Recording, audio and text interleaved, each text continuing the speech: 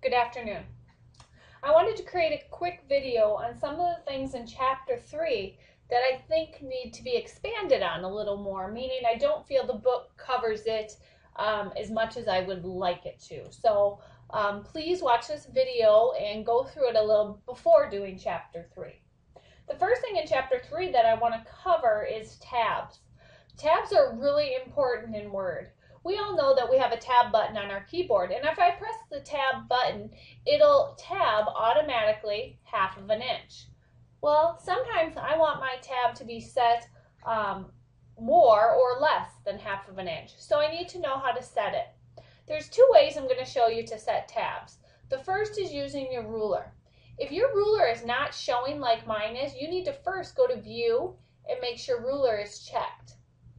Once the ruler is checked, you're going to see this icon on the left-hand side for our tab stop position. Right now that's set to do a left tab. That icon is for a center tab. This icon is for a right tab. And this icon is for a decimal tab, for if I'm talking money and I want my decimal points to line up. And this is my bar tab. A bar tab would set a vertical line down your page. If you look on page 168, there's some examples of a left tab being set up on the left, a right tab on the right, a center tab in the center, decimal tabs are lined up by the decimal, and a bar tab setting a vertical line down your page. I'm going to go back to left tab because the tabs I'm going to set for this first exercise are going to be left tabs. Before I get too far into it, I'm going to put my title. I always put my title in centered before I start my tabs. So this first title is just going to be workshops. We're going to do some workshops here. I'm going to go to the left. I'm going to set my first tab. I'm going to have a tab set at 0.75. So I click on the ruler right under the tick mark of 7.5. I'm going to have one set at 3.25. And I'm going to actually have a decimal tab, because we're going to talk money, set at 5.5. Okay, so the first thing I do is I press tab. Notice my insertion points lined up with that tab on the ruler. And I'm going to type Microsoft, if I could spell, Excel. Press tab, and that one's going to be offered in October. Press tab. And this one's going to be $125.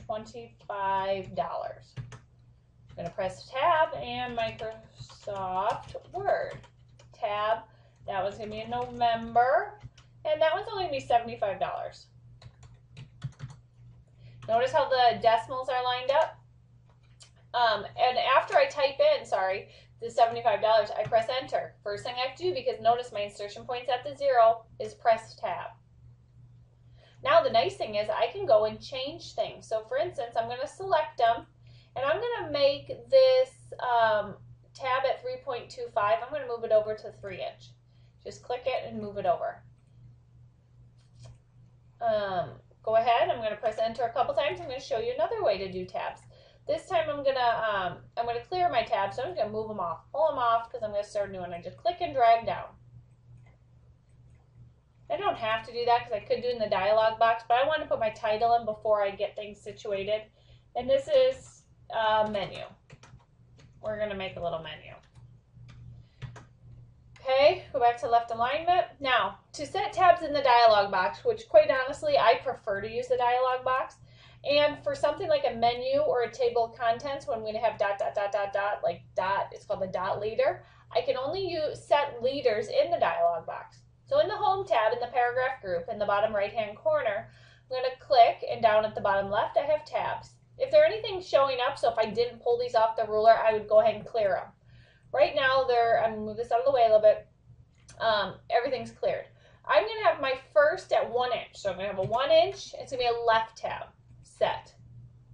Now, my next tab, so going from my 1 inch to, I'm going to do it at about 5.5. I want to have dot leaders.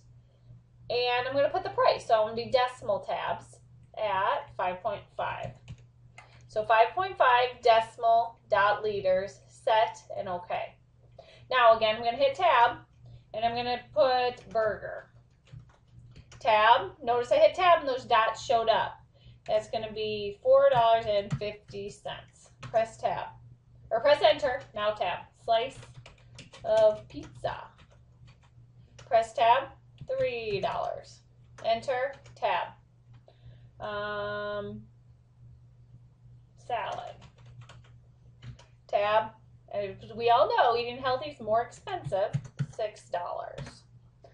Okay, so that's another way. Notice on my ruler, they're all up there too. Another quick thing I want to show you is if I double click on the ruler, if I don't want to go back to paragraph and tabs, if I double click on the left tab or the decimal tab, whatever symbol you want, it'll open up your tab stop dialog box. So I can go and adjust, change, clear, whatever I need to do. So in chapter 3, before doing tabs, I want you to watch this video to learn a little bit more about tabs. The other thing they're going to cover briefly in chapter 3, and then you'll also use it in chapter 4, is doing a table. There are some pretty cool things with tables.